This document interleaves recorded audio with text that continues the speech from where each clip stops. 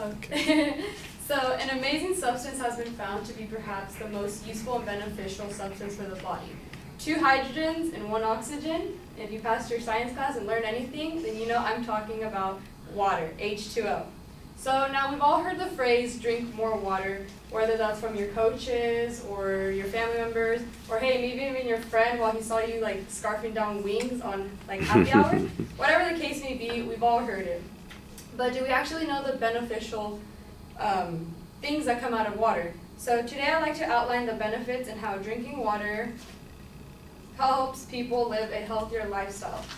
So the human body is composed of 72% water, so that's 2/3 of the body. So that's a lot of water, so it makes sense that you should keep it hydrated.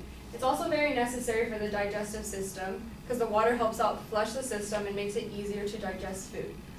Studies have been found at the Institute of Medicine averaging on women that women should be drinking 9 cups of water and men should be drinking 13 cups of water.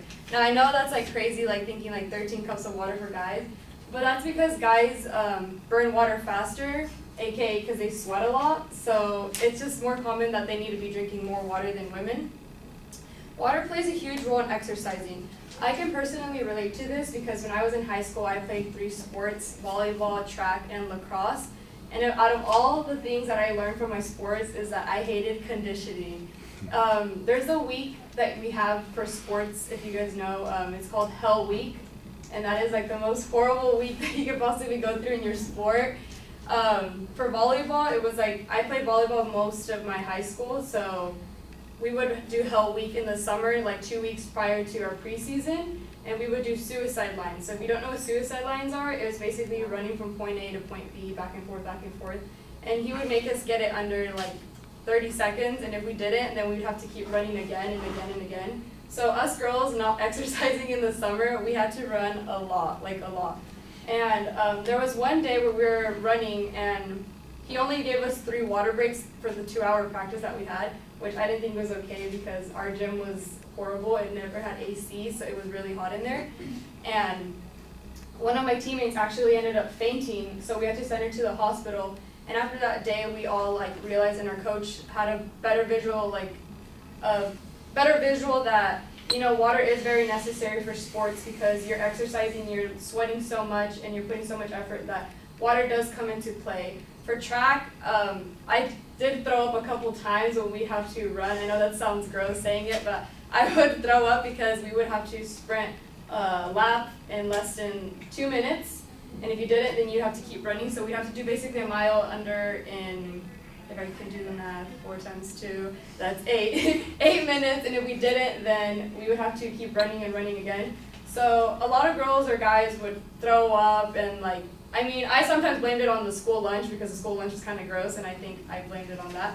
But water did come to a huge place. So being on the subject of exercising, water can also help with weight loss. So water helps speed up the metabolism in your body and suppresses your appetite. A quote from Camelback Hydration Advisor Kate Gregan, RD, says, it's not uncommon to put on weight by mistaken thirst for hunger. So now, water is not the only way that you can stay hydrated. According to the National Institute of Health, many foods contain water and the bodies can absorb. So fruits such as apples, watermelons, bananas, and grapes, and vegetables, lettuce, tomatoes, and spinach. And those are only some of the fruits and vegetables that contain water. Water is also very beneficial by reducing stress, according to the World Health Organization. By 70 to 80% of the brain tissue is actually made up of water and helps with headaches. So perfect example today, I forgot my speech at home, so I had to run back home, get it, and come back. I did go through a red light, but it's okay. I had to get here in time. So I was really stressed, but when I got home, I did grab a glass of water because I was freaking out, I'm about to miss my speech, this is horrible, what a horrible day, I'm so stressed, and right now, I do have a minor headache, but it's not as bad, and I think that's because I haven't ate breakfast too, so that can put a big play into part. When the body is dehydrated, it puts more stress on the brain, so water is very beneficial in helping with skincare. Wrinkles become deeper and more noticeable when the body is dehydrated. So by drinking water, It helps hydrate the skin cells and nourishes the skin. And also acne and skin impurities can also help by drinking water. So now that I outlined a little bit of the outlines of beneficence of water, I hope that next time when you go to a fast food restaurant, instead of ordering that Coke, ask for a water cup. Even though it's small, ask for a water cup. And thank you.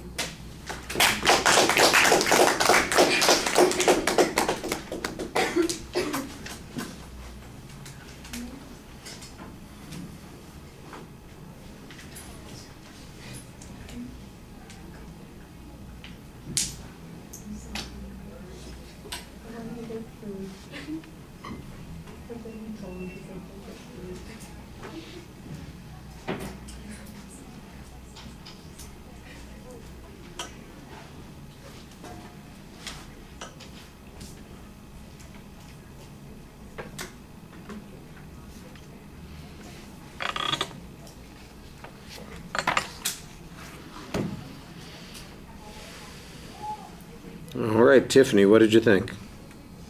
I thought it was a really good presentation. You were really well spoken. You had really good points and you explained things and elaborated on them really well. Maybe you just don't look at the notes so much. That was it. But overall, I thought it was really good. Okay.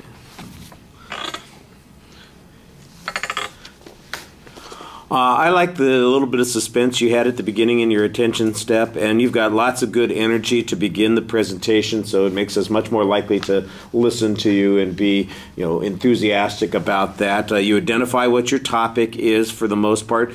I think it just crosses the line into being persuasive. It's almost an informative speech, but I think you do have some arguments there to suggest that people ought to be doing this more. I think what you need is a little bit more research that suggests that people are either underhydrated, they neglect to consume as much water as they need to.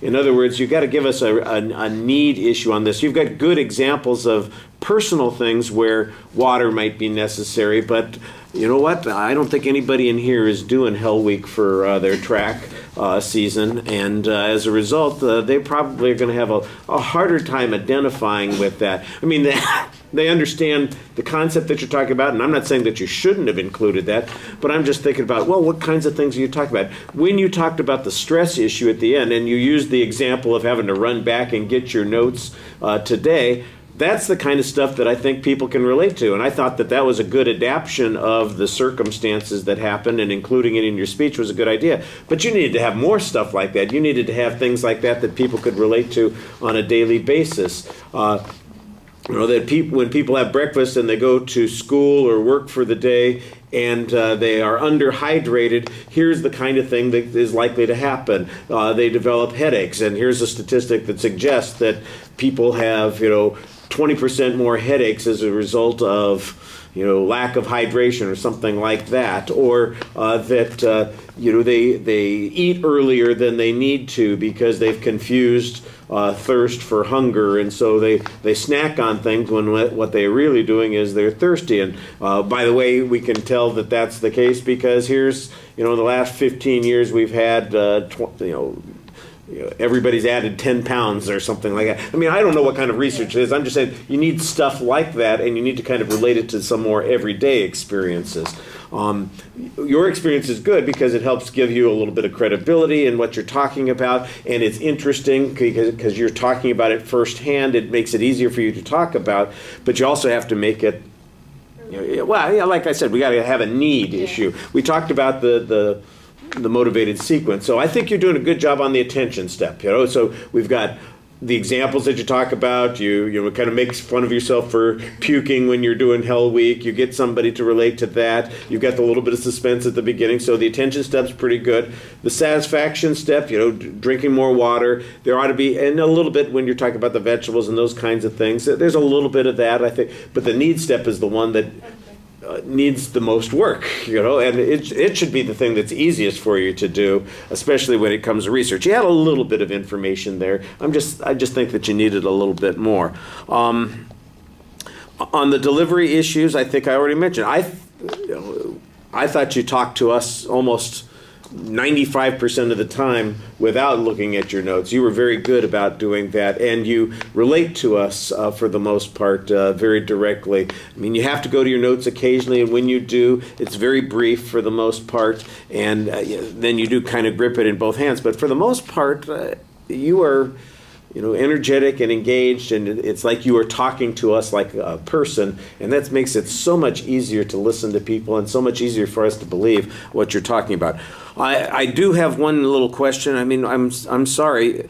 I'm sure that a Coca-Cola has vastly more water in it than an apple or the lettuce or the banana that you're talking about people eating. So, when you say, don't drink that Coke, have a glass of water. I'm going, well, you just told me to eat a banana to get this water kind of thing. And I'm going, I know there's more water in that Coke than there is in that banana. If there's a reason that the Coke is problematic, you need to have that in your argument. And that's one of the things that's missing there. Okay? All right.